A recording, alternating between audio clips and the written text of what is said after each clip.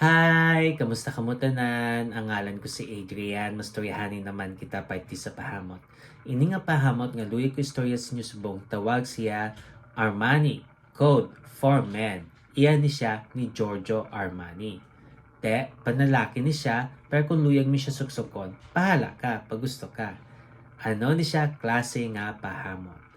Bali, citrus nga matamis nga paha na amo na siya konsimutan. Angay siya sa tugnaw nga panahon, ang temperatura nga para siya is between 50 to 70 degrees Fahrenheit o kung 10 to 21 degrees Celsius.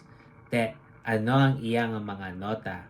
For the top, we have lemon kag bergamot. Simple lang, duha ka citrus.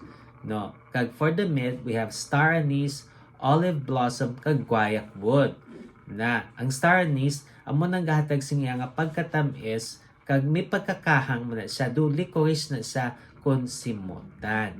Na tapos for the base, we have leather, tonka bean kag tobacco na may paha siya, no? Tapos may tonka bean nga gahatag sing pagkahilamon nga matamis na kag amo man ang tobacco may pagkatamis na siya kon simutan na, no?